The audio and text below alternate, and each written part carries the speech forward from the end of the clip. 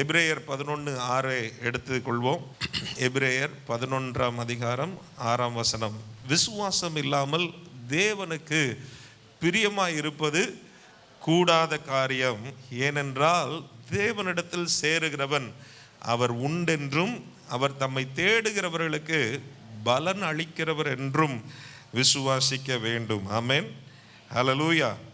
இது நமக்கு அடிக்கடி நம்ம கேள்விப்பட்ட ஒரு விஷயமா இருந்தாலும் மீண்டும் நம்ம விசுவாசத்தில் நம்ம கட்டி எழுப்பப்படுகிறதற்கு வருகிற ஒரு 2 மாதங்களோ அல்லது ஒரு சில வாரங்களோ இதை குறித்து நாம் பார்க்க போகிறோம். ஆண்டவர் நமக்கு உதவி செய்வாராக. அப்போ விசுவாசம் என்பது நம்ம எல்லாருக்கும் அது தெரியும். விசுவாசம்னா என்ன அப்படிங்கிறது நமக்கு தெரியும். நீங்கள் என்ன நினைக்கலாம், எங்கள் பேரே விசுவாசிங்க தானே, எங்களுக்கே விசுவாசத்தை கற்றுக் கொடுக்குறீங்களா? நாங்கள்லாம் எத்தனை வருஷமாக நாங்கள் விசுவாசம்னா என்னன்னு தெரிந்திருக்கிறோம். ரொம்ப நல்லது.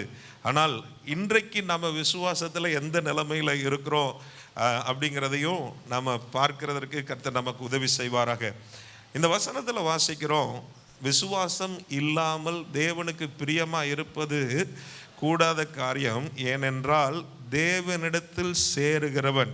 அப்போ ஆண்டவரிடத்தில் கிட்டி சேருகிறதற்கு விரும்புகிற ஒரு நபர் அவர் உண்டென்று நம்ம விசுவாசிக்கணும். அதில் நமக்கு எந்த ஒரு பிரச்சனையும் இருக்காதுன்னு நினைக்கிறேன். ஆண்டவர் இருக்கிறார் அப்படிங்கிறத நம்பினால தான் இன்றைக்கி நாம் இங்கே உட்கார்ந்துருக்கிறோம். உலகத்தில் பார்க்கும்போது இன்றைக்கி உள்ள இளம் தலைமுறையினரை பார்க்கும்போது நிறைய பேர் தேவன் இருக்காரா இல்லையாங்கிறதுலே அவங்களுக்கு தடுமாற்றங்கள் இருக்குது. இன்னைக்கு கர்த்தர் இருக்கிறாரா இல்லை ஆண்டவர் இருக்கிறாரா இல்லை கடவுள் இருக்கிறாரா அப்படிங்கிற கேள்வியை நீங்கள் போய் கேட்டிங்கன்னா இன்னைக்கு அவங்களுக்கு ஒரு ஃபேஷனாக போச்சு. நாத்திகத்தை அவங்க கையில் எடுக்கிறதுக்கு அது அவங்களுக்கு ஒரு ஃபேஷனாக போச்சு. ஃப்ரெண்ட்ஸ் கிட்ட பேசும்போது நான் ஒரு ஏத்திஸ்ட் அப்படிங்கிறத ரொம்ப பெருமையாக பேசுகிறது. தேவன் உண்டென்ற காரியத்தை நாம் நல்ல முழுமையாக நம்பி தான் இந்த இடத்துல நம்ம வந்திருக்கிறோம். ஆனால் நம்மை சுற்றி அநேகர் அவரை குறித்து அறியாமலே தான் இருக்கிறாங்க. அவர் உண்டென்று விசுவாசிக்காம தான் இருக்கிறாங்க. சரி, அடுத்தது அவர் தம்மை தேடுகிறவர்களுக்கு பலன் அளிக்கிறவர் என்றும் விசுவாசிக்க வேண்டும். நல்ல கவனிங்க, நம்முடைய ஆண்டவரை நாம் தொடர்பு கொள்ள வேண்டுமானால், ஆண்டவரோடு நாம் ஒரு உறவாட வேண்டுமானால் நமக்கு முதல் அவசியமான ஒன்று விசுவாசம்தான். அவர் இருக்கிறார்னு விசுவாசிக்கணும். அவரை தேடுகிறவர்களுக்கு அவர் பலன் கொடுக்கிறவர் என்று விசுவாசிக்க வேண்டும். ஆமென், ஹல்லேலூயா. தேவன் ஆவியாக இருக்கிறார், அதில் எந்த ஒரு டவுட்டும் நமக்கு இல்லை. தேவன் ஆவியான தேவனை இந்த சரீரத்தில் இந்த மாம்சத்தில் இருக்கிற நாம இந்த மாம்சத்தின் மூலமாக நம்ம தொடர்பு கொள்ள முடியாது. நம்ம ஆவியின் மூலமாக தான் அவரோடு நம்ம தொடர்பு கொள்ள முடியும். ஆமென், ஹல்லேலூயா. நமக்குள்ள ஆவி, ஆத்மா, சரீரம் இருக்கிறது. அப்போ ஆவியான தேவனை நாம் தொடர்பு கொள்ளுகிறதற்கு தான் நமக்குள்ள அந்த ஆவி என்ன செய்திருக்கிறார், ஆண்டவர் வைத்திருக்கிறார். அது நம்ம ரட்சிக்கப்படுகிறதற்கு முன்னால் எப்படி இருந்தது அப்படின்னா, அது உயிர்ப்பிக்கப்படாமலே இருந்தது. அதில் எந்த ஒரு சார்ஜ் இல்லாத ஒரு ஃபோன் மாதிரி தான் அது இருந்தது. எந்த ஒரு காரியமும் நல்ல ஆண்டவரோடு தொடர்பு படுத்தி கொள்ள முடியாமல் இருந்தது. ஆனால் என்னைக்கு நாம் விசுவாசித்தோமோ அன்னைக்கு நம்ம ஆவி என்ன செய்யப்பட்டது, உயிர்ப்பிக்கப்பட்டது. அதுதான் எபேசியர் 2:1 வாசிக்கிறோம். அக்கிரமங்களிலும் பாவங்களிலும் மரித்து போயிருந்த நம்மை, ஆமென், தேவன் என்ன செய்தாரா, மரித்தவர்களாக இருந்த உங்களை உயிர்ப்பித்தார் என்று சொல்லப்பட்டு, அந்த அனுபவம், அந்த ரட்சிக்கப்படுகிற அனுபவம், அந்த விசுவாசித்து ஆண்டவரை ஏற்றுக்கொள்ளுகிற அந்த அனுபவம் நம்ம ஆவி அவரோடு தொடர்பு கொள்ளக்கூடிய ஒரு நிலைமையில ஒரு கனெக்ஷனை ஏற்படுத்தி இருக்கிறது. ஆமென், ஹல்லேலூயா. அப்போ ஆவியான தேவனை நம்ம ஆவியோடும் உண்மையோடு தொழுது கொள்ளுகிறதற்கு நம்முடைய ஆவியை ஆண்டவர் உயிர்ப்பித்தார். அதுதான் நம்ம இந்த பாதை, இந்த விசுவாச நம்முடைய ஓட்டத்தின் துவக்கமாக இருந்திருக்கிறது. ஹல்லேலூயா, ஹல்லேலூயா. என்னவோ புரியாத மாதிரி ஏதோ பேசுகிறீங்க பாஸ்டர் அப்படின்னு சொல்கிறீங்க. விசுவாசம் இல்லாமல் தேவனுக்கு பிரியமாக இருப்பது கூடாத காரியம். ரெண்டாவது, அவரை விசுவாசிக்கிறவன் அவர் உண்டென்றும் தம்மை தேடுகிறவர்களுக்கு பலன் அளிக்கிறவர் என்றும் விசுவாசிக்க வேண்டும். அப்போ அந்த விசுவாச ஓட்டத்தின் துவக்கம் நம்ம ஆண்டவரை விசுவாசித்து நம்ம ஏற்றுக்கொண்டோம். நம்ம ஆவியில உயிர்ப்பிக்கப்பட்டோம். இன்னைக்கு அவரோடு உறவாடுகிற ஒரு நிலைக்குள்ளே நம்ம வந்திருக்கிறோம். ஆமென், ஹல்லேலூயா. இன்னைக்கு அவரை நாம என்ன செய்ய முடியும்? எந்த இடத்துல கூப்பிட்டாலும் அவரை தொடர்பு கொள்ள முடியும். ஏன்னா தொடர்பு எல்லைக்குள்ள வந்தாச்சு. ஆமென், ஹல்லேலூயா. கனெக்ஷன் ஏற்பட்டாச்சு. இன்னைக்கு சார்ஜ் ஆகியாச்சு. அப்படி நம்ம புரிந்து கொள்ள வேண்டும். அப்ப நம்ம விசுவாசிக்கிறதுனால அவரோடு தொடர்பு கொள்ள முடிகிறது. அவரிடத்திலிருந்து நன்மைகளை நாம் பெற்றுக்கொள்ள முடிகிறது. ஆமென், ஹல்லேலூயா. எத்தனை பேர் ஜெபித்தீங்க, ஆண்டவர் பதில் கொடுத்திருக்கிறாருன்னு சொல்ல முடியும்? ஆமென். உங்க ஜெபங்கள், நம்முடைய ஜெபங்களை எல்லாம் கேட்டு பதில் கொடுக்கிறவர். ஹல்லேலூயா. அப்ப அவரிடத்திலிருந்து நம்ம விசுவாசிக்கும் பொழுது அவரை தொடர்பு கொள்ள முடிகிறது. விசுவாசிக்கும் பொழுது அவரிடத்திலிருந்து பெற்றுக்கொள்ள முடிகிறது. நாம் அவரை விசுவாசிக்கிறனால அவருடைய எல்லா நன்மைகளையும் அனுபவிக்க முடிகிறது. அவருடைய அன்பை ருசி பார்க்க முடியுதா இல்லையா? அவர் உண்டென்று விசுவாசிக்கிறோம். அதனால இன்னைக்கு அவருடைய அன்பை அனுபவிக்க முடிகிறது. அவருடைய சமூகத்தில் போய் நம்ம பலனடைய முடிகிறது, தேற்றப்பட முடிகிறது. அவருடைய சமூகத்தில் போய் உறவாடி அந்த உறவில் நம்ம மகிழ முடிகிறது. இருக்கா இல்லையா? ஆண்டவருடைய சமூகத்துக்கு போகிறது சந்தோஷமான ஒரு விஷயம் அப்படிங்கிறத அனுபவத்தில் தான் நாம் புரிந்து கொள்ள முடியும். ஆமென், ஹல்லேலூயா. வேறு இடத்துல 1000 நாள் வாழ்வதை பார்க்கிலும் உம்முடைய பிரகாரங்களில் வாழும் ஒரு நாள் நல்லது. அது ருசி பார்த்த ஒரு தாவீது அதை சொல்லுகிறத நம்ம பார்க்குறோம். இன்னைக்கு நம்ம தேவனை அனுபவிக்கிற ஒரு நிலையில கர்த்தர் நம்ம வைத்திருக்கிறார். அவர் அது மட்டுமல்ல, அவரை விசுவாசிக்கிறனால அவர் நமக்குள்ளேயும் நம்மிலேயும் நமக்குள்ளேயும் அவர் செயலாற்றுகிறவராக இருக்கிறார். நம் மூலமாய் அவர் கிரியை செய்கிற தேவனாக இருக்கிறார். ஹல்லேலூயா. பக்கத்தில் உள்ளவங்களை தொட்டு சொல்லுங்க, உங்க மூலமாக தேவன் கிரியை செய்கிறவராக இருக்கிறார். உங்களுக்குள்ளே அவர் கிரியை செய்கிறார், உங்க மூலமாகவும் அவர் கிரியை செய்கிறார். ஹல்லேலூயா. இதெல்லாம் நம்ம விசுவாசத்தை, நம்ம ஆண்டவரை விசுவாசிக்கிறதன் மூலமா அவரோடு தொடர்பு படுத்தி கொள்ளுகிறோம்.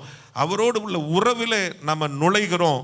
அதில் இருந்து வருகிற நன்மைகளாக இருக்கிறது. அப்போ இயற்கையில், அதாவது இந்த உலகத்தில், மாம்சத்தில், இயற்கையான உலகத்தில் இருக்கிறோம். அந்த இயற்கைக்கு அப்பாற்பட்ட நிலைமையில் இருக்கிற தேவனை நம்ம தொடர்பு படுத்தி கொள்ள இந்த விசுவாசம்தான் ஒரு பாலமாக இருக்கிறது. ஆமென், ஹல்லேலூயா. நம்ம விசுவாசித்தோம், அவர் உண்டென்றும் அவர் பலன் கொடுக்கிறவர் என்று விசுவாசித்தோம். இன்னைக்கு அவரிடத்திலிருந்து பெற்றுக்கொள்ள முடிகிறது, அவரை அனுபவிக்க முடிகிறது, அவரை தொடர்பு கொள்ள முடிகிறது, அவரோடு பேச முடிகிறது, அவரோடு உறவாட முடிகிறது. அப்படிப்பட்ட ஒரு மேலான பாக்கியத்தை கர்த்தர் நமக்கு கொடுத்திருக்கிறார். ஹல்லேலூயா, ஹல்லேலூயா. அந்த வசனம் சொல்லுது, விசுவாசம் இல்லாமல் தேவனுக்கு பிரியமா இருப்பது கூடாத காரியம் என்று சொல்லப்பட்டிருக்கிறது. அப்ப நல்ல கவனிப்போம். தேவனுக்கு நம்ம பிரியமா இருப்பது அப்படிங்கிறது ஆண்டவருடைய இருதயத்தை மகிழ்விக்கிற ஒரு விஷயமா இருக்கிறது. மத்தேயுல ஆண்டவராக இயேசு கிறிஸ்து ஞானஸ்நானம் எடுத்து கரையேறின உடனே ஒரு வார்த்தை ஒரு சத்தம் கேட்டது. என்ன சத்தம் கேட்டுச்சு? இவர் என்னுடைய நேசகுமாரன், இவரில் நான் பிரியமா இருக்கிறேன். இன்னொரு இடத்துல அந்த சத்தம் கேட்கும். மத்தேயு 17ஆம் அதிகாரத்தில் மறுரூப மலையில் ஆண்டவர் அங்கே மறுரூப மலையில் உள்ள அனுபவத்தில் அங்கே ஒரு சத்தம் கேட்டுச்சு. இதே சத்தம் தான், இவர் என்னுடைய நேசகுமாரன், இவரிடத்தில் நான் பிரியமா இருக்கிறேன், இவருக்கு செவி கொடுங்கள் அப்படின்னு சொல்லி கேட்கும். அப்போ அந்த இடத்துல பயன்படுத்தின வார்த்தையை தான், அந்த பிரியமா இருப்பது தான் இங்கேயும் பயன்படுத்த வருகிறது. அப்போ தேவனுடைய இருதயத்தை மகிழ்விக்கக்கூடிய ஒரு விஷயமாக, அவரை சந்தோஷப்படுத்துகிற ஒரு விஷயமாக, நம்மை குறித்து அவர் உடைய இருதயம் களி கூறுகிறதற்கு பண்ணுகிற ஒரு விஷயமாக நம்முடைய விசுவாசம் இருக்கிறது. ஹல்லேலூயா. எத்தனை பேர் அப்படி ஆண்டவரை நீங்க பிரியப்படுத்த விரும்புகிறீங்க? உங்கள் விசுவாசத்தில் நீங்கள் எவ்வளவு நல்ல ஸ்ட்ராங்காக ஸ்டெடியாக இருக்கிறீங்களோ அது ஆண்டவருக்கு மிகவும் ஒரு சந்தோஷமாக இருக்கும். காற்று வீசலாம், கடல் அலைகள் பொங்கி வரலாம், வாழ்க்கை படகு அலைவுப்படலாம், ஆனாலும் அவரை விசுவாசிக்கிற விசுவாசத்தை நம்ம விட்டு விடாமல் இருப்போமானால், அவரை உறுதியாய் நம்பி பற்றி கொள்வோமானால், அது கர்த்தருடைய பார்வையில் அது ரொம்ப ஒரு சந்தோஷத்தை கொடுக்கும். ஆமென், ஹல்லேலூயா. காற்று வீசும்போது, கடல் அலை பொங்கும்போது, படகு அலைவுப்படும் போது அந்த சீஷர்களை மாதிரி பயந்து ஐயரே மடிந்து போகிறோம் அப்படின்னு சொல்லி நம்ம அப்படி கூக்குரல் இடுகிறவளா இருப்போமானா, ஆண்டவர் என்ன சொல்லுகிறார்? அவங்கள பார்த்து என்ன சொல்லுவார்? நல்ல நல்ல விசுவாசிங்களேன்னு சொல்லுவாரா? ரொம்ப சந்தோஷம், பரவாயில்ல, என்னை கூப்பிட்டுட்டீங்களே இப்போயாது அப்படின்னு சொன்னாரா? என்ன சொன்னார்? ஆமாம், நம்மளை பார்த்து அப்படி சொல்லிடக்கூடாது. அல்லேலூயா. நிறைய நேரத்தில் நம்ம வாழ்க்கை படகுல பலவிதமான சூழ்நிலைகள் வரும்போது நம்ம என்ன செய்கிறோம்? நம்ம விசுவாசத்தில் சில நேரங்களில் தடுமாறுகிறோம். ஐயோ அப்படின்னு சொல்லி யோசிக்கிறோம். ஆண்டவரே, உங்களுக்கு கண் இல்லையா, காது இல்லையா, நான் ஜெபித்தது உங்களுக்கு கேட்கலையா அப்படின்லாம் சொல்லி கூட சில நேரங்களில் முறுமுறுக்கிறோம், புலம்புகிறோம், என்னென்னவோ செய்கிறோம். ஆண்டவர் ஆனால் நம்மிலே பிரியமாக இருக்க வேண்டுமானால் எந்த சூழ்நிலையிலும், ஆமென், ஹல்லேலூயா, அவர் மேலே வைத்திருக்கிற விசுவாசத்தில் நம்ம உறுதியாக இருக்க வேண்டும். ஹல்லேலூயா.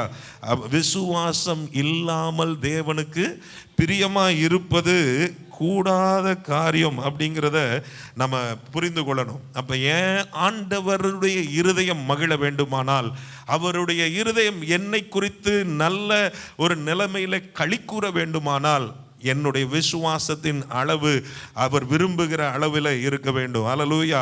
என் படகு அலைவுபட்டாலும், என்னுடைய வாழ்க்கையில் பலவிதமான புயல்கள் மோதி அடித்தாலும், என்னை அழைத்தவர் உண்மையுள்ளவர், கடைசி வரைக்கும் என்னை வழி நடத்த அவர் போதுமானவராக இருக்கிறார், அவர் என்னை விட்டு விலக மாட்டார், என்னை கைவிட மாட்டார் என்பதில் நம்ம என்ன செய்யணும்? ரொம்ப ஸ்ட்ராங்கான ஒரு நம்பிக்கையோடு நிச்சயத்தோடு இருக்க வேண்டும். அல்லேலூயா.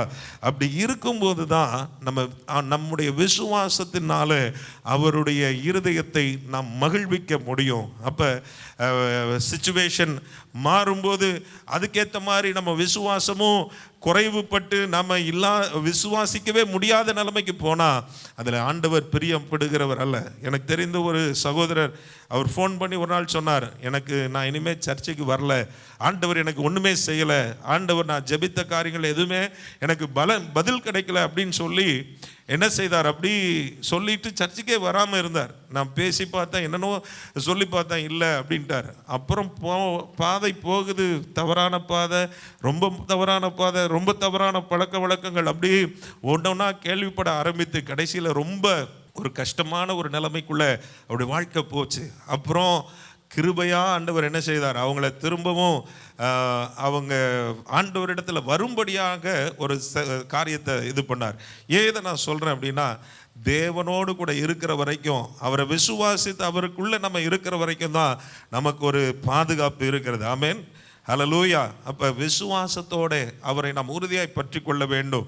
எபிரேயர் 12:1-2 வசனங்களை நம்ம வாசிக்கும் பொழுது அங்கே இப்படி நம்ம வாசிக்கிறோம். எபிரேயரில் 12ஆம் அதிகாரம் 1ஆம் வசனம், ஆகையால் மேகம் போன்ற இத்தனை திரளான சாட்சிகள் நம்மை சூழ்ந்து கொண்டிருக்க, பாரமான யாவற்றையும் நம்மை சுற்றி நெருங்கி இருக்கிற பாவத்தையும் தள்ளிவிட்டு, எல்லாரும் சேர்ந்து சொல்லுவோமா, விசுவாசத்தை துவக்குகிறவரும் முடிக்கிறவருமாய் இருக்கிற இயேசுவை நோக்கி நமக்கு நியமித்திருக்கிற ஓட்டத்திலே பொறுமையோடே ஓட கடவோம். ஹல்லேலூயா, ஹல்லேலூயா. அப்போ நல்ல கவனிங்க, விசுவாசம் இல்லாமல் தேவனுக்கு பிரியமாக இருப்பது கூடாத காரியம் அப்படிங்கிறத நம்ம பார்த்தோம். தேவன் உண்டென்றும் அவர் தம்மை தேடுகிறவர்களுக்கு பலன் கொடுக்கிறவர் என்றும் நம்ம விசுவாசிக்கணும்னு பார்த்தோம். இங்கே நம்முடைய விசுவாசத்தின் ஆரம்பமும் முடிவும் இயேசுதான் என்பதை குறித்து நாம் பார்க்கிறோம். ஹல்லேலூயா, ஹல்லேலூயா. நம்முடைய விசுவாசத்தை துவக்குகிறவரும் நம்முடைய விசுவாசத்தை முடிக்கிறவரும் இயேசு கிறிஸ்துவே. ஹல்லேலூயா. பக்கத்தில் உள்ளவங்களை பார்த்து சொல்லுங்க, உங்க விசுவாசத்தை துவக்குகிறவர் இயேசுதான், உங்க விசுவாசத்தை முடிக்கிறவரும் இயேசுதான். ஹல்லேலூயா. அப்ப அவர் மேலதான் நம்ம என்ன செய்கிறோம்? விசுவாசம் வைக்கிறோம். அந்த அவர் மேலதான் நம்ம நம்பிக்கை வைக்கிறோம். அவரை தான் நம்ம என்ன செய்கிறோம்? சார்ந்து கொள்ளுகிறோம். அவர் மேலதான் நம்ம நிச்சயமா அவர் நமக்கு ஆண்டவர், அவர்தான் நம்முடைய இரட்சகர் என்பதை நம்ம புரிந்து கொண்டு நம்ம அவரை நம்ம பற்றி கொள்ளுகிறோம். இது ஏதோ ஒரு மூளை அறிவினால வருகிற ஒரு விஷயம் அல்ல. இது இன்னைக்கு உலக மனிதர்களும் இயேசுவை அவங்க இயேசு அப்படின்னு ஒருத்தர் வந்தார் அப்படின்லாம் நம்புகிறாங்க. அவரை குறித்து அவங்க பலவிதமான எண்ணங்களை வச்சிருக்கிறாங்க. சிலர் புத்தர், காந்தி, இயேசு அப்படின்னு சொல்லி அவரை ஒரு மனித குருக்கள் அல்லது உயர்ந்த மாமனிதர்கள் பட்டியலில் வச்சிருப்பாங்க. சிலர் தெய்வங்களில் இவரும் ஒரு தெய்வம் அப்படின்னு சொல்லி நினச்சி அவரையும் அவருடைய ஃபோட்டோவையும் மாட்டி வச்சுட்டு என்ன செய்வாங்க? அதுக்கும் அப்படியே என்ன செய்வாங்க? எல்லாம் செய்வாங்க, செய்ய வேண்டியதெல்லாம் செய்வாங்க. மாலையை போட்டு வச்சுருப்பாங்க, பொட்டை கூட வச்சுருப்பாங்க. ஆனால் நமக்குள்ள உள்ள விசுவாசம் எப்படிப்பட்டதாக இருக்கணும்? இயேசு தான் என் விசுவாசத்தை துவக்கிறவரும் முடிக்கிறவரும், அவர் மாத்திரம்தான் ஒரே ஒரு ஆண்டவர். அல்லேலூயா, அல்லேலூயா. அவர் ஒன் ஆஃப் த காட்ஸ் அல்ல, he is the only God. அல்லேலூயா, ஆமென், அல்லேலூயா. பலர் பேசுவாங்க ஆண்டவரை பற்றி. நீங்கள் சொல்ல போனால், ஆமாங்க எல்லாமே எல்லா கடவுளும் ஒன்று தாங்க, எல்லாமே ஒன்று தாங்க அப்படின்னு சொல்லுவாங்க. அப்படி சொன்ன உடனே நாம் என்ன செஞ்சிருவோம்? ஐயோ அப்படியா அப்படியா தலையாட்டிட்டு வந்துடுவோம். அப்படி தலையாட்டுகிறதற்காக உங்களை ஆண்டவர் தெரிந்தெடுக்கலை.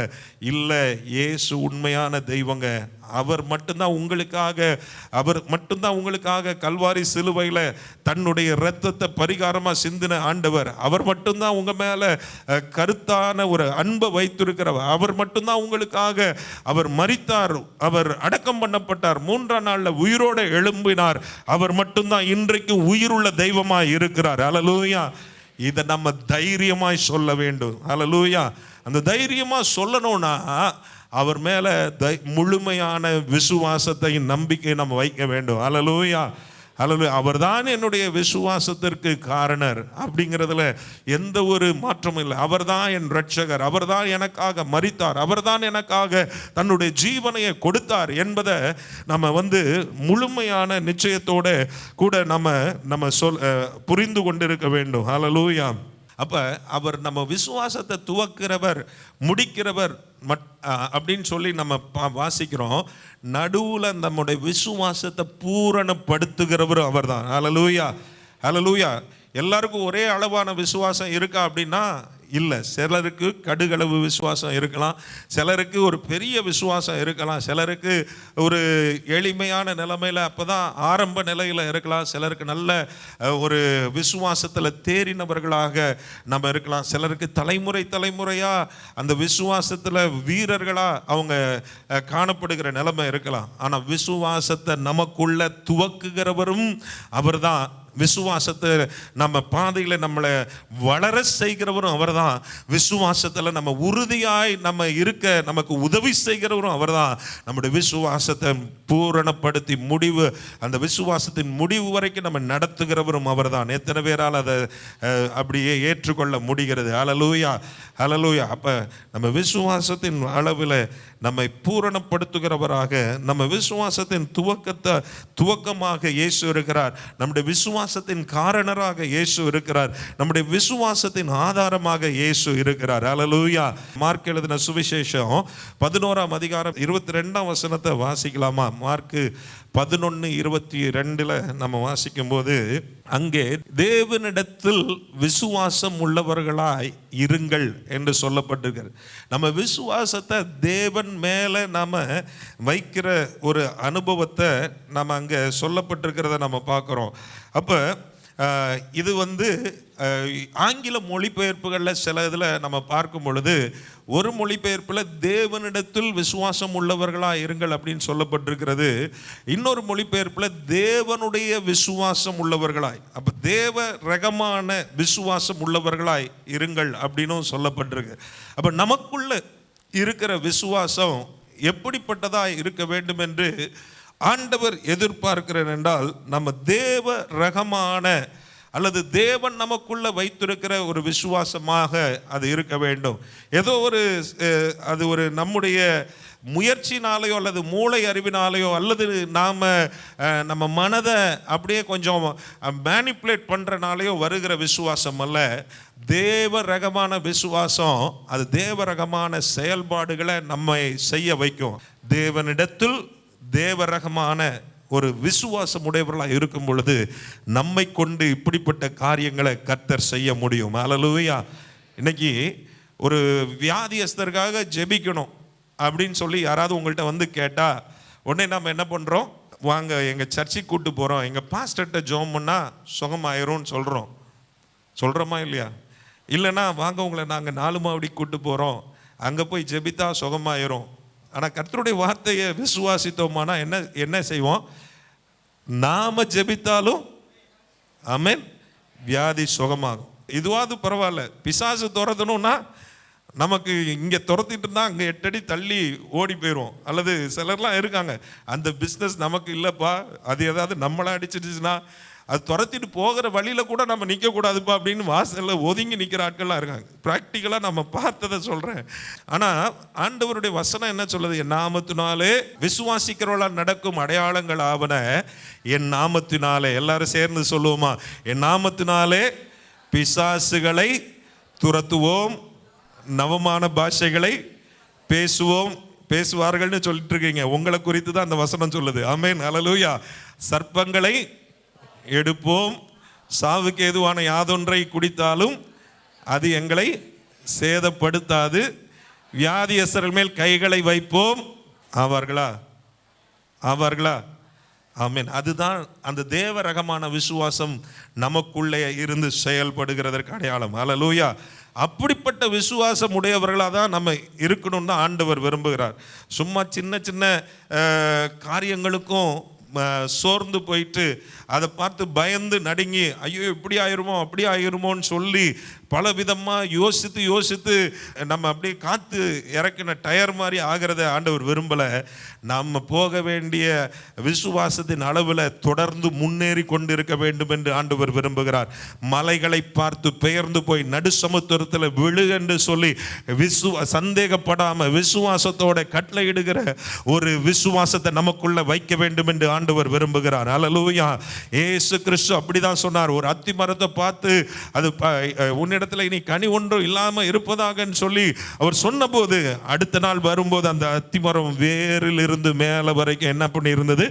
பட்டு போயிருந்தது. அதை குறித்து கேட்கும்போது தான் இந்த காரியத்தை ஆண்டவர் சொல்லுகிறார். அப்ப நமக்குள்ளே மலைகளை பெயர்க்கிற, நகர்த்துகிற, மலைகளை அசைக்கிற விசுவாசம் உள்ளவர்களாக நீங்களும் நானும் இருக்க வேண்டும் என்று ஆண்டவர் விரும்புகிறார். சர்ப்பங்களை மிதிக்கவும் சத்துருவின் சகல வல்லமைகளை அதிகாரங்களை முறியடிக்கவும் நமக்கு ஒரு அதிகாரத்தை கொடுத்திருக்கிறார். ஹல்லேலூயா. உங்களுக்குள்ள எனக்குள்ள இருக்கிற ஆண்டவர் பெரியவர் என்கிற ஒரு விசுவாசம் நமக்குள்ள இருக்க வேண்டும். ஹல்லேலூயா.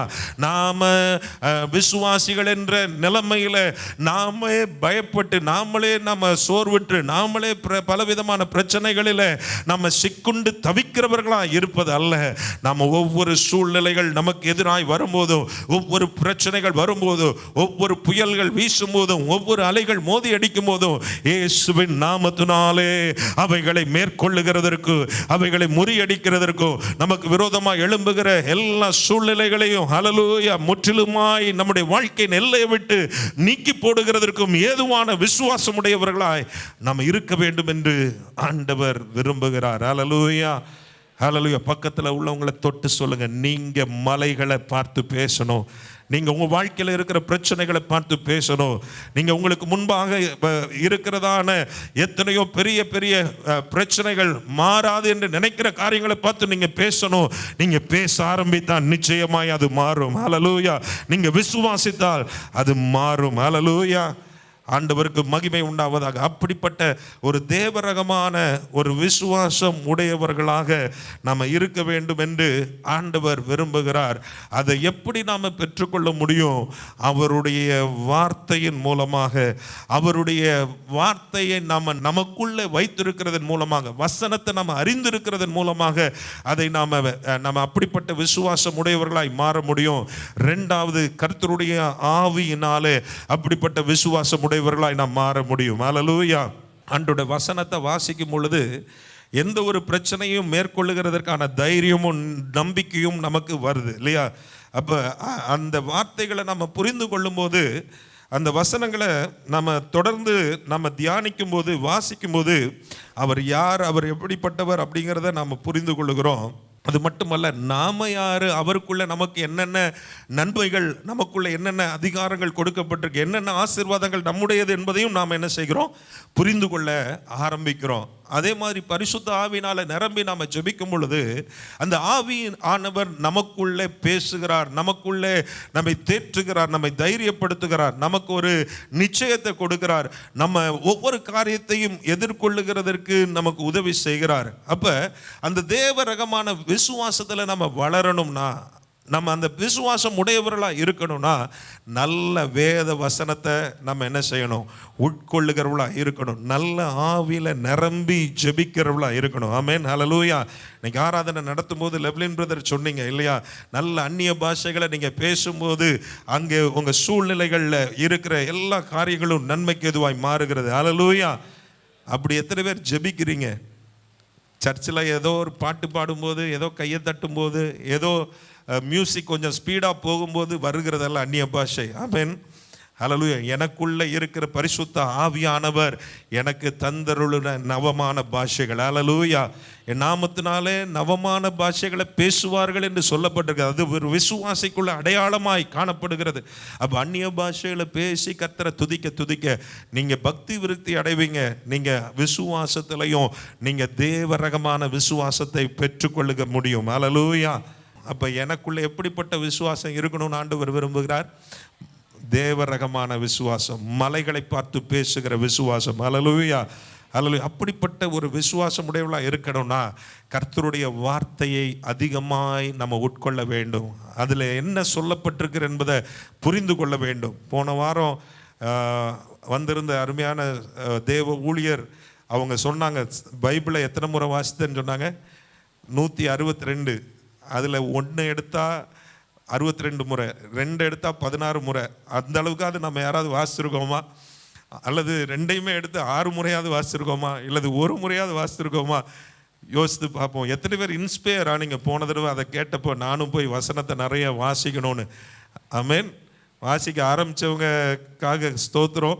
இல்லைன்னா இன்னைக்காவது ஆண்டுடைய வசனத்தை நல்லா வாசிக்கிற ஒரு அனுபவத்தை பெற்றுக்கொள்வோம். ஹல்லேலூயா, ஹல்லேலூயா. ஆண்டவருடைய வசனத்தை வாசிக்க வாசிக்க தான் நம்முடைய விசுவாசத்தின் அளவு பெருக ஆரம்பிக்கும். யாக்கோபின் நிருபத்தில் 2ஆம் அதிகாரத்தில் 23ஆம் வசனத்தை எடுத்துக்கொள்வோம். யாக்கோபு 2:23. அப்படியே ஆபிரகாம் தேவனை விசுவாசித்தான், அது அவனுக்கு நீதியாக எண்ணப்பட்டது என்கிற வேத வாக்கியம் நிறைவேறிற்று, அவன் தேவனுடைய சிநேகிதன் எண்ணப்பட்டான். ஹல்லேலூயா, ஹல்லேலூயா. நம்ம விசுவாசிகள் அப்படிங்கிறத விட தேவனுடைய பிள்ளைகள், தேவனோடு நெருங்கி உறவாடுகிறவர்கள், தேவனுடைய சிநேகிதர்கள் என்று சொல்லப்படுகிற நிலைமைக்கு நாம் வளர வேண்டும். ஹல்லேலூயா. இந்த நிலைமைக்கு வருகிறதற்கு இட் வாஸ் அ ப்ராசஸ். அது ஒரு பயணம். ஆபிரகாமுடைய விசுவாச பயணத்தில் அவன் பயணிக்க வேண்டியது இருந்தது. தேவனோடு உள்ள உறவில் அவன் ஆண்டவரை புரிந்து கொள்ள வேண்டியிருந்தது. இன்னைக்கு ஒரு நபரோடு பழகின உடனே, பார்த்த உடனே அந்த நபரை யாருன்னு நம்மளால் நிதானிக்க முடியாது. ஆனால் கொஞ்சம் பேச ஆரம்பித்து பழக ஆரம்பித்தா இந்த நபர் யார் அப்படிங்கிறத கொஞ்சம் கொஞ்சமாக புரிந்து கொள்வோம். நல்ல தினமும் பேசி பழகி ஆரம்பித்தோன்னா அவரை குறித்து எல்லாவற்றையுமே நன்றாக தெரிந்து கொள்ள ஆரம்பிப்போம். அப்போ பிள்ளைகள்லாம் அப்பாவை ஐஸ் வைக்கிறதுக்கு அப்பாவை புரிந்து கொண்டாங்கன்னா பிள்ளைகளுக்கு தெரியும் எப்போ அப்பாட்ட என்ன கேட்கணும், எப்போ அப்பாவை டேக்கிள் பண்ணணும், எப்போ ரேங்க் கார்டை போய் காட்டணும், எப்போ சைனை வாங்கணும், எப்போ டூருக்கு காசு வாங்கணும், பர்மிஷன் வாங்கணும். இதெல்லாம் பிள்ளைங்க நல்லா அறிந்திருப்பாங்க. சிலருக்கு தெரியும் இந்த காரியத்தை அப்பாட்ட சாதிக்க முடியாதுன்னு தெரியும், சிலருக்கு இப்போ போனால் கரெக்டாக நடக்கும்னு தெரியும். அப்போ அந்த உறவின் அடிப்படையில் அந்த பிள்ளைகள் என்ன செய்கிறாங்க, ஒரு இடத்துக்குள்ளே வர்றாங்க. அதே போல் ஆபிரகாம் தேவனுக்கு சிநேகிதன் என்னப்பட்டான் அப்படின்னா, அவன் தேவனை விசுவாசித்து அந்த விசுவாசத்தில் வளருகிறதற்கும் பெருகுகிறதற்கும் அந்த ஆண்டவரோடு உள்ள அந்த உறவு ஆபிரகாமுக்கு உதவி செய்தது. ஆமென். அல்ல இன்னைக்கு நான் வெறும் ஆலயத்துக்கு வந்துட்டு போகிற நபராக இருந்தால் நான் விசுவாசின்னு சொல்லிக்கலாம். ஆனால் என்னுடைய விசுவாசம் பெரிய காரியத்தை சாதிக்கிறதற்கு பயன்பட முடியாது.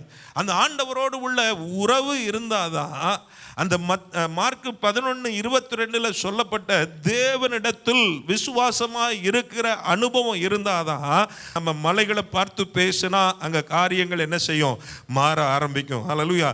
தேவனுக்கும் நமக்கும் ஒரு கனெக்ஷனும் இல்லாமல் நாம் என்ன செய்ய முடியாது, நம்ம விசுவாசத்தில் நம்ம வளர முடியாது, நம்ம விசுவாசத்தினால நம்ம எதையும் சாதிக்க முடியாது.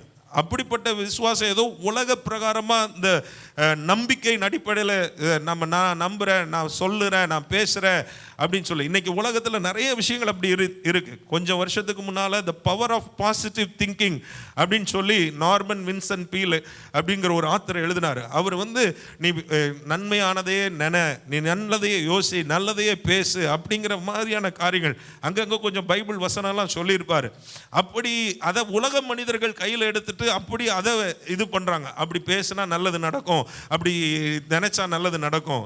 ஆனால் ஒரு தேவ பிள்ளை தேவனோடு உள்ள உறவில் இருக்கும்போது நிச்சயமாகவே நம்முடைய வாழ்க்கையில் நம்ம விசுவாசத்தினால பெரிய பெரிய காரியங்களை பெற்றுக்கொள்ள முடியும், சாதிக்க முடியும், பெரிய பெரிய காரியங்களை நம்ம செயல்படுத்த முடியும். ஹல்லேலூயா, ஹல்லேலூயா. அப்போ அந்த கனெக்ஷன் இருக்கா, அந்த உறவாடுகிற அனுபவம் இருக்கா? ரொம்ப ஃபாஸ்ட் பேஸ்ட் வேர்ல்டில் வாழ்ந்துட்டு இருக்கோம். நிறைய விஷயங்களுக்கு நமக்கு நேரம் கிடைக்கிறதில்ல. காலையில் எந்திரிச்சு ஓடுறோம், வேலைக்கு போகிறோம், அப்புறம் ராத்திரி வீட்டுக்கு அடைகிறோம், அப்புறம் கொஞ்சம் ரிலாக்ஸ் பண்ண எதையாவது பண்ணிட்டு படுத்துடுறோம். அதில் வேற இன்னைக்கு நிறைய நம்மளை டிஸ்ட்ராக்ட் பண்ணுற காரியங்கள்லாம் கையில் வச்சுருக்கிறோம், பாக்கெட்டில் வச்சுருக்கிறோம், பெட்டில் படுக்கும்போதும் அதுதான் என்ன செய்கிறோம், பயன்படுத்துகிறோம். இப்படிலாம் நடக்குது. என்னன்னு உங்களுக்கே புரிந்திருக்கும்னு நினைக்கிறேன். சரி, ஆனால் தேவனுக்கு கொடுக்க வேண்டிய நேரத்தை கொடுக்க முடிகிறதா? அவரோடு உறவாடுகிற அனுபவம் இருக்கிறதா? காலையில் அவரை துதிக்கிற துதியோடு எழும்புகிறோமா? அவருடைய கரம் பிடித்து நடக்கிற ஒரு அனுபவம் இருக்கிறதா? யோவான் 15ஆம் அதிகாரத்தில் அருமையாக நம்ம வாசிக்கிறோம். நானே மெய்யான திராட்சை செடி, நீங்கள் கொடிகள். ஒருவன் என்னிலும் நான் அவனிலும் நிலைத்திருந்தால் அவன் மிகுந்த கனிகளை கொடுப்பான். என்னாலே அல்லாமல் உங்களால் ஒன்றும் செய்யக்கூடாது. அப்போ விசுவாசத்துக்கு துவக்குகிறவரும் முடிக்கிறவரும் இயேசு. அவருக்குள்ள நாம் இருக்கிற வரைக்கும் தான் நம்ம விசுவாசம் செயல்படும். ஆமென், ஹல்லேலூயா. இயேசுவின் நாமத்தை பயன்படுத்துறது ஒரு மந்திரம் மாதிரி அல்ல.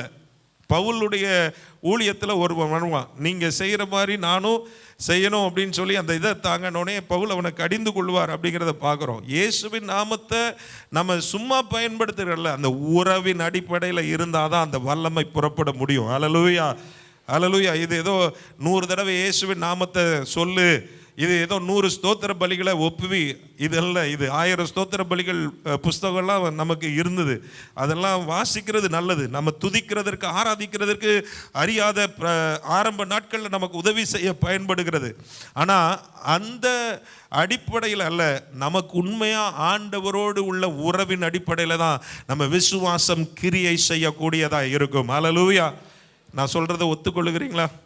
ஆமென், ஹல்லேலூயா. அப்போ அந்த உறவு அது ஏற்பட வேண்டுமானால் அந்த உறவு நம்ம ஆண்டவரோடு நம்ம ஏற்படுத்தி கொள்ளும்போது தான் அவருடைய குணாதிசயம் நமக்கு தெரிய ஆரம்பிக்கும், அவருடைய இருதய விருப்பம் நமக்கு தெரிய ஆரம்பிக்கும், அவருடைய சித்தம் நமக்கு தெரிய ஆரம்பிக்கும்.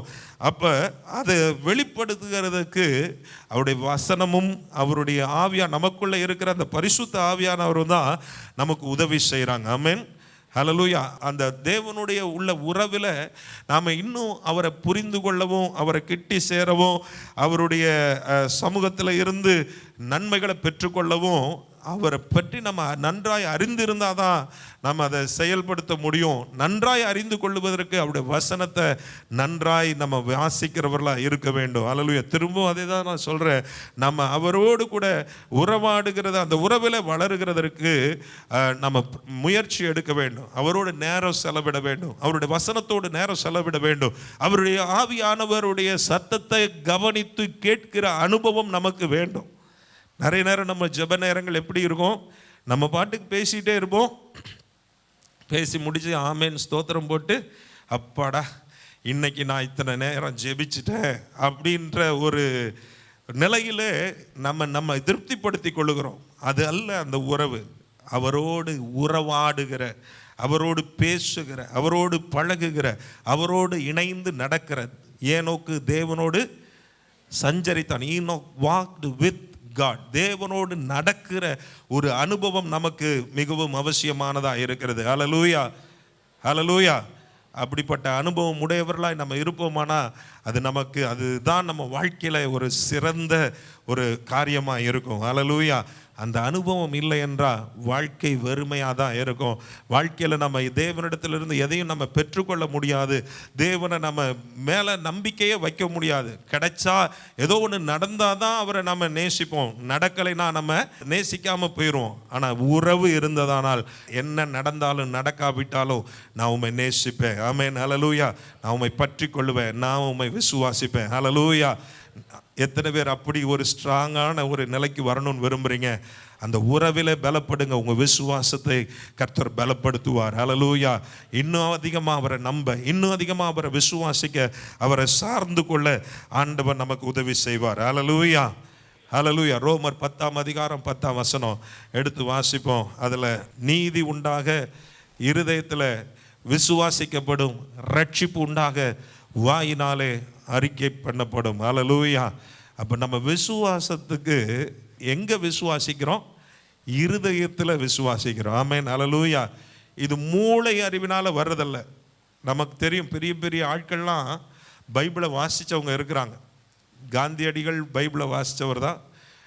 மறைந்த முன்னாள் முதல்வர் கருணாநிதி அவர்களும் பைபிளை வாசித்தவங்க தான். எல்லாம் வாசித்து பார்த்தவங்க நிறைய பேர் இருக்கிறாங்க. ஆனால் இருதய மூளை அறிவின் அடிப்படையில் வருகிறதல்ல. விசுவாசம் இருதயம் சம்பந்தப்பட்டது. ஆமென், ஹல்லேலூயா. அந்த இருதயம் சம்பந்தப்பட்ட காரியமாக இருக்கு. பார்க்கிறதின் அடிப்படையில் அல்ல, ஏதோ உணர்கிறதின் அடிப்படையில் அல்ல, இருதயத்தில் வருகிறது தான் விசுவாசம். ஹல்லேலூயா. ஏன்னா சில நேரங்களில் அது நடக்குங்கிறதற்கான சூழ்நிலைகளோ சாத்தியக்கூறுகளோ இல்லாமல் இருக்கலாம். ஆபிரகாமுடைய வாழ்க்கையில் நம்ம பார்க்குறோம், சாராளுடைய கற்பம் எப்படி இருந்தது? செத்து போனதா இருந்தது. அவங்களுக்கே சிரிப்பு வருது, எப்படிப்பா இதெல்லாம் சாத்தியம் அப்படின்னு நினைக்கிற அளவுக்கு இருக்கு. ஆனாலும் தேவனை விசுவாசித்தான், அது அவனுக்கு நீதியாக எண்ணப்பட்டது என்று வேதம் சொல்லுகிறது. ஹல்லேலூயா, ஹல்லேலூயா. அப்போ பார்க்கக்கூடிய நிலைமையில் நடக்கிற மாதிரியான சூழ்நிலை இருக்காது. இதெல்லாம் நிச்சயமாக வாய்ப்பே இல்லை அப்படின்னு சொல்கிற மாதிரி தான் இருக்கும். ஆனால் விசுவாசம், இது வாய்ப்பே இல்லாமல் இருந்தாலும் என் தேவனால் கூடாத காரியம் ஒன்றுமே இல்லை என்று விசுவாசிக்க தூண்டும். ஹல்லேலூயா. இன்னைக்கு நம்ம வாழ்க்கையில் யோசித்து பாருங்கள், எந்தெந்த காரியங்கள்லாம் சில நேரங்களில் நாம் என்ன செய்கிறோம், நம்ம இனியெல்லாம் இதை பற்றி யோசிக்கவே வேண்டாம், இதை பற்றி நீ நினைக்கவே வேண்டாம், இது முடிஞ்சு போச்சு, அவ்வளோதான், நம்ம லைஃப்பில் இதெல்லாம் நடக்காது, இதெல்லாம் வாய்ப்பு இல்லை, இதெல்லாம் கிடைக்காது அப்படிங்கிற லெவலுக்கு நம்ம என்ன செய்கிறோம், நாம் முடிவு கட்டி விடுகிறோம். அப்படிப்பட்ட நிலைமையில் அல்ல, இல்லாதவைகளை இருக்கிறவைகளை போல அழைக்கிற தேவன் நம்முடைய ஆண்டவர் என்பதை அவர் வார்த்தையினாலே, தம்முடைய வார்த்தையை பேசினதுனாலே இந்த உலகத்தையே படைத்தவர் அவர் என்பதை நம்ம புரிந்து கொள்ள வேண்டும், விசுவாசிக்க வேண்டும். இருதயத்தில் தான் அந்த விசுவாசம் வர வேண்டும். ஹல்லேலூயா. இது ஏதோ மூளை அறிவின் அடிப்படையில் நாம் யோசிக்கிற விஷயம் அல்ல. என்னுடைய ஆழமான மனதில், ஆமாம், என் ஆண்டவர், என் இருதயத்தில் என் ஆண்டவரால் செய்ய முடியாத காரியம் ஒன்றுமே இல்லை. அவர் நிச்சயமாக எனக்கு உதவுவார், அவர் நிச்சயமாக என்னை கரம் பிடிப்பார், அவர் நிச்சயமாக இந்த சூழ்நிலையிலிருந்து என்னை விடுவிப்பார், அவர் நிச்சயமாக என்னை தப்புவிப்பார். ஹல்லேலூயா, ஹல்லேலூயா. அக்கினி சூளையில் போடுறதற்கு கட்டளை பிறப்பித்த உடனே சாத்ராக், மேஷாக், ஆபேத்நேகோ எக்காலம் ஊதின போது, எல்லா இன்ஸ்ட்ருமெண்ட்ஸ் வாசிக்கப்பட்ட போது இவங்க மாத்திரம் நிற்கிறாங்க. எல்லாரும் பொற்சிலையை என்ன செய்கிறாங்க, விழுந்து பணிந்து கொள்ளுகிறாங்க. பிடிச்சு கொண்டு வந்து நேராக ராஜாவிட்ட விடுறாங்க. ராஜாட்ட விட்ட உடனே ராஜா கேட்குறார், நீங்கள் என்ன, நீங்கள் விழலையா, நீங்கள் பணிந்து கொள்ளலையா, இப்போ உங்களுக்கு இன்னொரு டைம், இன்னொரு சான்ஸ் தரேன்.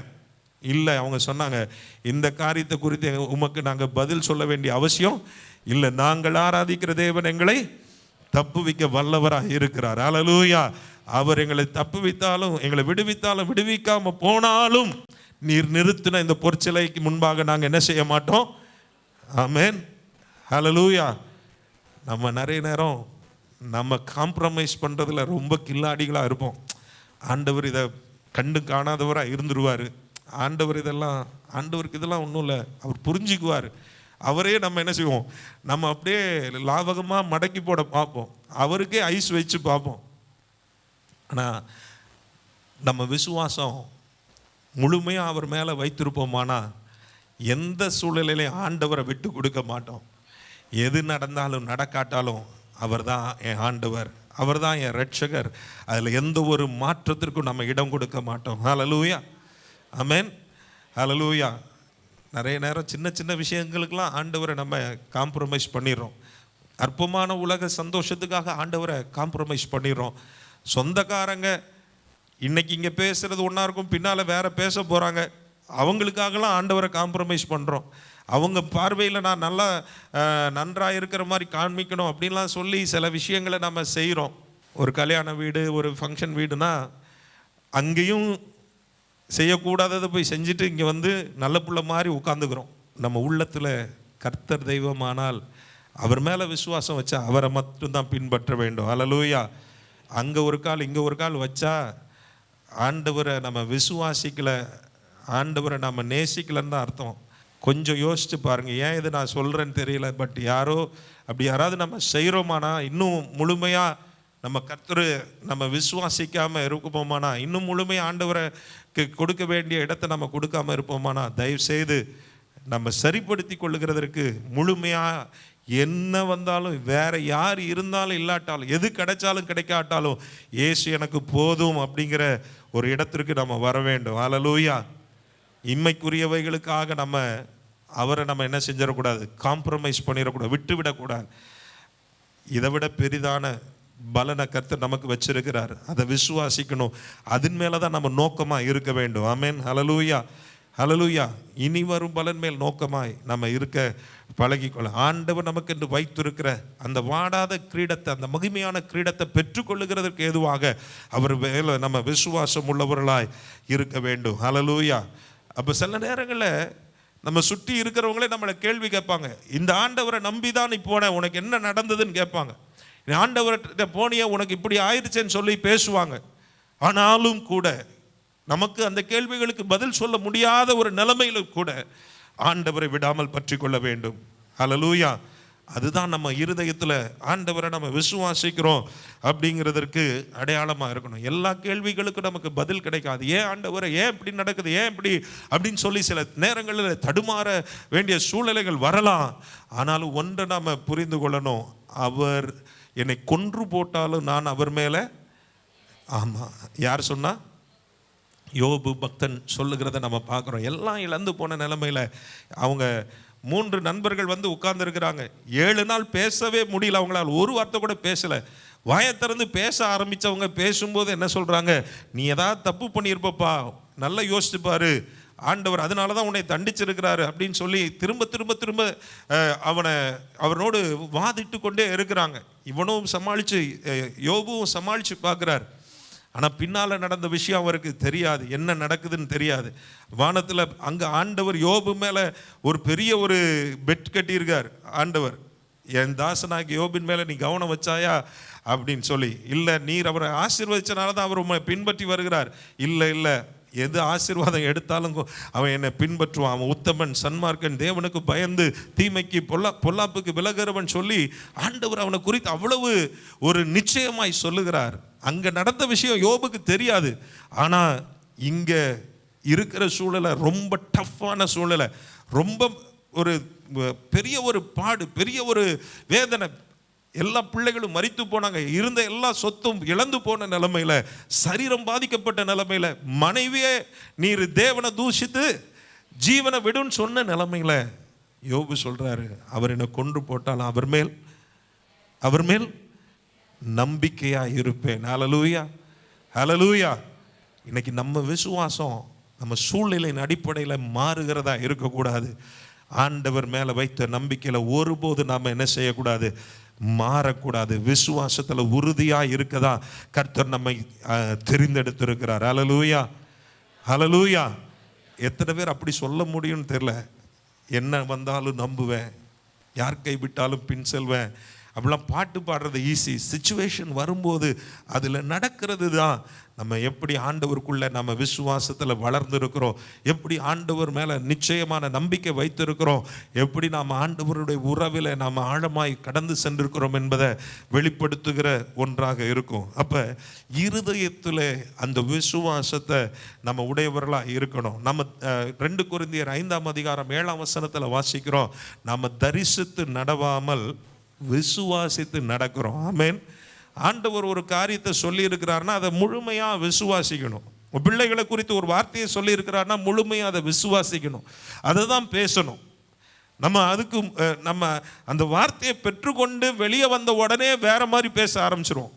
என்ன என் பிள்ளைக்கு ஒன்றுமே நடக்கலை, என்ன எனக்கு ஒன்றுமே நடக்கலை அப்படின்னு எதிர்மறையாக நம்ம பேசுகிறோம். விசுவாசத்தில் ஆண்டவர் நமக்கு கொடுத்த வார்த்தைகளை தரிசித்து, அல்லேலூயா, மனதில் அதை ஃபிக்ஸ் பண்ணணும். ஆமாம், இப்படி தான் ஆண்டவர் என்னை வைக்க போகிறார், இப்படி தான் என் பிள்ளைகளுடைய சமாதானம் பெரிதாக இருக்க போகிறது, என் பிள்ளைகள் என் பந்தியை சுற்றிலும் ஒலிவ மர கன்றுகளை போல தான் இருக்க போகிறாங்க, என் குடும்பம் அல்லேலூயா பனையை போல செழிக்க போகிறது, எந்த ஒரு பலவீனமும் வியாதியும் என்னை மேற்கொள்ள முடியாது, அவருடைய தழும்புகளால் நான் குணமாகி இருக்கிறேன் அப்படிங்கிற வார்த்தைகளை நம்ம விசுவாசிக்கிறவர்களா இருக்க வேண்டும். எத்தனை பேர் அப்படிப்பட்ட காரியங்களை தான் நம்ம பார்க்கிறவர்களா இருக்க வேண்டும். நம்ம விசுவாச கண்களால் அப்படிப்பட்ட காரியங்களை பார்க்கணும். அதை விட்டுட்டு நாம் நம்முடைய நிலைமையையே பார்த்து கொண்டிருப்போமானால், நம்முடைய தோல்வியையே பார்த்து கொண்டிருப்போமானால், நம்முடைய பிரச்சனைகளை பார்த்து கொண்டிருப்போமானால், அவைகள் நமக்கு எந்த ஒரு நன்மையையும் கொண்டு வர முடியாது. ஆனால் தரிசித்து நடவாமல் நம்ம விசுவாசித்து நடக்க வேண்டும். அல்லேலூயா.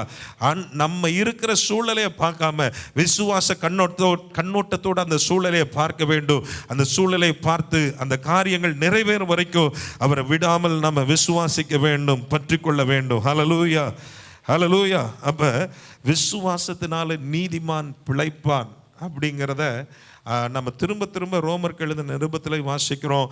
இன்னும் ஆபகுக் 2ஆம் அதிகாரத்தில் வாசிக்கிறோம், கலாத்தியரில் வாசிக்கிறோம், எபிரேயரில் நம்ம வாசிக்கிறோம் 10ஆம் அதிகாரம் 38ஆம் வசனத்தில்.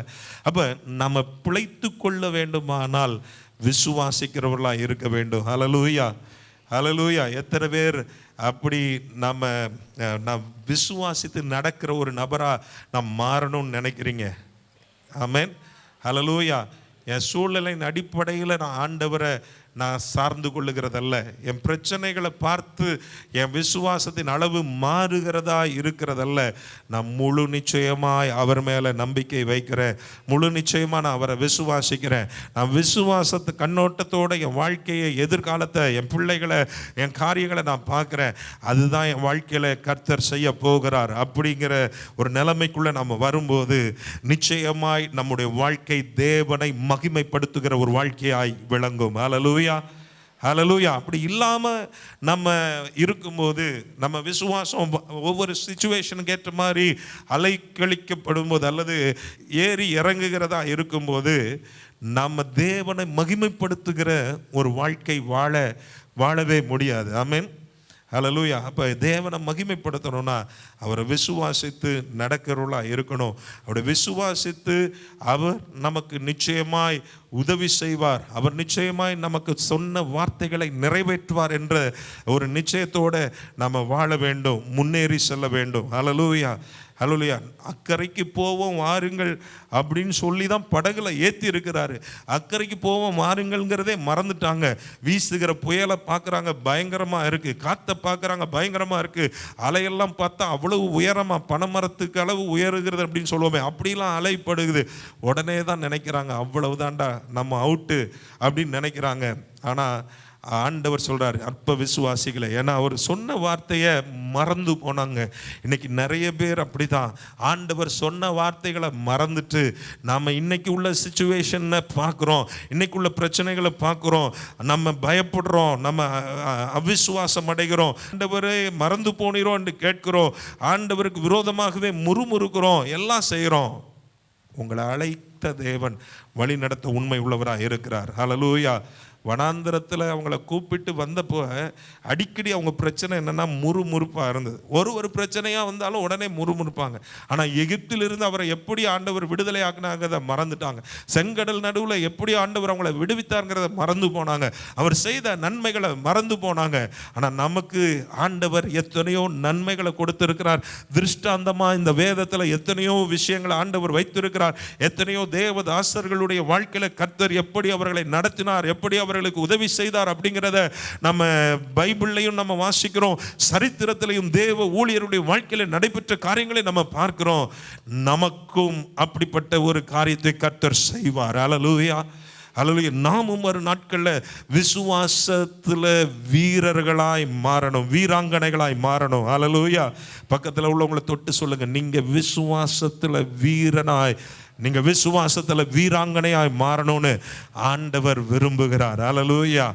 இந்த நாட்களில் இந்த காரியங்களை நம்ம தியானித்து இன்னும் தியானிக்க போகிறோம். தியானித்து முடியும் போது நம்ம ஃபெய்த் லெவல் நல்ல இன்க்ரீஸ் ஆகணும். ஹல்லேலூயா. கடுகளவு விசுவாசம் போதும் அப்படிங்கிற நிலைமையில் நின்றக்கூடாது. ஒரு பெரிய விசுவாசம். ஹல்லேலூயா. பவுலை பார்த்து ஆண்டவர் சொல்வார், அப்போஸ்தலர் 27ஆம் அதிகாரம் 23ஆம் வசனத்திலேருந்துலாம் வாசிக்கும் பொழுது ஆண்டவர் என்ன சொல்லுவார், பவுலுக்கு ஒரு வார்த்தையை கொடுப்பார். அப்போஸ்தலர் 27, 23 அதுக்கு முந்தின வசனம் போகலாமா? ஆகிலும் திடமனதா இருங்கள் என்று இப்பொழுது உங்களுக்கு தைரியம் சொல்லுகிறேன். கப்பர் சேதமே அல்லாமல் உங்களில் ஒருவனுக்கும் பிராண சேதம் வராது. ஏனென்றால் என்னை ஆட்கொண்டவரும் நான் சேவிக்கிறவருமாகிய தேவனுடைய தூதனானவன் இந்த ராத்திரியில் என்னிடத்தில் வந்து நின்று, பவுலே பயப்படாதே, நீ ராயனுக்கு முன்பாக நிற்க வேண்டும். இதோ உன்னுடனே கூட யாத்திரை பண்ணுகிற யாவரையும் தேவன் உனக்கு தயவு பண்ணினார். ஹல்லேலூயா. ஒருவேளை நீங்கள் நினைக்கலாம், என் வாழ்க்கை ஏன் இப்படி போய்கொண்டு இருக்கிறதுன்னு நினைக்கலாம். ஆனால் உங்களை தேவன் அழைத்திருக்கிறார். உங்களை குறித்து ஒரு நோக்கத்தை வைத்திருக்கிறார். நீங்கள் பல காரியங்களை ஆண்டவருக்காக சாதிக்க வேண்டும் என்கிற ஒரு திட்டத்தை வைத்திருக்கிறார். அது நிறைவேறும் அளவும் உங்களை சேதமின்றி பாதுகாக்க, உங்களை வழிநடத்த, உங்கள் நிமித்தமாய் உங்களுக்கு உடன் வருபவர்களை, உங்கள் கூட இருக்கிறவர்களுக்கும் அற்புதம் செய்ய இயேசு உண்மை உள்ளவராக இருக்கிறார். ஹல்லேலூயா. ஹல்லேலூயா. ஆண்டவர் சொன்ன வார்த்தைகளை பிடித்து கொள்ளுங்க. ஆண்டவரோடு உள்ள உறவில் இன்னும் நெருங்கி கிட்டி சேருங்க. ஆண்டவர் உங்களுக்கு சொன்ன வாக்குத்தத்தங்கள் நிறைவேற ஆண்டவரை நீங்கள் பற்றி கொள்ளுங்க. நம்ம விசுவாசத்தை துவக்குகிறவரும் நம்ம விசுவாசத்தை முடிக்கிறவரும் அவர்தான். நம்முடைய காலங்கள் எல்லாம் அவருடைய கரங்களில் இருக்கிறது. ஏற்ற காலத்தில் கர்த்தர் உங்களை உயர்த்தும்படிக்கு அவருடைய பலத்த கரத்துக்குள்ளே அடங்கி இருங்கள். விசுவாசத்தை விடாமல் பற்றி கொள்ளுங்க. உங்கள் விசுவாச ஓட்டத்தை தொடர்ந்து ஓடுங்க. இருக்கிற பிரச்சனை, அந்த கஷ்டம், இந்த கண்ணீர், இந்த வியாதி, இந்த பலவீனம், இதையே பார்த்து கொண்டு இருக்காதீங்க. வசனம் என்ன சொல்லுகிறது அதை பார்க்க ஆரம்பிங்க. இந்த சூழ்நிலையில் ஆண்டவர் எனக்கு என்ன செய்திருக்கிறார், சிலுவையில் என்ன நிறைவேற்றி வைத்திருக்கிறார், அதை பற்றி யோசிக்க ஆரம்பிங்க. அவர் உங்களை விடுதலையாக்கினால் மெய்யாகவே விடுதலை ஆவீர்கள். அவர் குமாரன் உங்களை விடுதலையாக்கினால் மெய்யாகவே விடுதலை ஆவீர்கள். அவருடைய தழும்புகளால் குணமானீர்கள். அவர்தான் நம்மை ரட்சிக்கிறவர். அவர்தான் நம்மை விடுவிக்கிறவர். அவர்தான் நம்மை வீசுகிற புயலையும் காற்றையும் கடலையும் அமர்த்துகிறவர். அவர்தான் நம்மை கரை சேர்க்கிறவர். ஹல்லேலூயா. அவர்தான் அவருடைய நோக்கங்களையும் திட்டங்களையும் நம்மிலே செயல்படுத்துகிறவர். அவர்தான் அதை நிறைவேற்றி மகிழ்கிறவர். அவர்தான் நம்மை விசுவாசத்தில் நம்மை பலப்படுத்துகிறவராக இருக்கிறார். ஹல்லேலூயா. ஹல்லேலூயா. இன்னும் பல காரியங்களை நம்ம கற்றுக்கொள்ள போகிறோம். வருகிற நாட்களில் கர்த்தர் நமக்கு உதவி செய்வாராக. கண்களை மூடி ஒரு நிமிஷம், என்னை அழைத்த தேவன் நீர் உண்மை உள்ளவர் அப்பா. எந்த நோக்கத்துக்காக என்னை தெரிந்து கொண்டீரோ, எந்த நோக்கத்துக்காக என்னை அழைத்தீரோ, அதை என்னிலே நீர் செயல்படுத்தி வருகிறதற்காக ஸ்தோத்திரம். இன்றைக்கு இருக்கிற சூழ்நிலையில் ஆண்டவரே, என்னுடைய கண்களினாலே நான் ஒன்றையும் பார்க்க முடியாத நிலைமை இருக்கலாம், எதுவும் நிறைவேறுகிறதற்கு சாத்தியம் இல்லாத சூழ்நிலையாக இருக்கலாம். எல்லாவற்றையும் கரத்தில் வைத்து நான் ஜெபிக்கிறேன். ஆண்டவரே, ஏற்ற காலத்தில் எங்கள் வாழ்க்கையில் நீர் செய்ய நினைத்த காரியங்கள் நிறைவேறும் என்பதை நான் விசுவாசிக்கிறேன். ஆண்டவரே, நீர் பெரிய காரியங்களை செய்வீர் என்று நம்புவேன். ஆண்டவரே, நீர் சொன்ன ஒவ்வொரு வார்த்தையும் நிறைவேறும் என்பதை நம்புகிறேன். ஆண்டவரே, ஆண்டவரே, எங்கள் வாழ்க்கையில் நீர் எங்களை குறித்து வைத்திருக்கிற நோக்கங்கள் நிறைவேறும் என்று நிச்சயமாய் அறிந்திருக்கிறேன். ஆண்டவரே, உம்மை உறுதியாய் பிடித்து கொள்ளுகிறோம், உம்மை சார்ந்து கொள்ளுகிறோம். எங்கள் விசுவாசத்தில் எங்களை தொடர்ந்து பலனடைய செய்வீராக. எங்கள் விசுவாசத்தில் தொடர்ந்து வளர செய்வீராக. அந்த தேவரகமான விசுவாசம் உடையவர்களாக எங்களை மாற்றுவீராக. உங்கள் சித்தத்தை பரிபூர்ணமாய் நிறைவேற்றுவீராக. தாழ்த்தி ஒப்பு கொடுக்கிறோம், ஆசீர்வதியும். இயேசுவின் மூலம் கேட்கிறோம் ஜீவனுள்ள நல்ல பிதாவே, ஆமென். ஆமென். ஆத்மாவே கர்த்தரை ஸ்தோத்திரி, உள்ளமே பரிசுத்த நாமத்தை ஸ்தோத்திரி. ஆத்மாவே கர்த்தரை ஸ்தோத்திரி, அவர் செய்த சகல உபகாரம் மறவாதே. ஆமென். நம்முடைய கர்த்தராகிய இயேசு கிறிஸ்துவின் கிருபை, பிதாவாகிய தேவனுடைய அன்பு, பரிசுத்த ஆவியானுடைய ஐக்கிய சந்தோஷ சமாதானம் நம் அனைவருடன் இருப்பதாக. God bless you. Thank you for coming.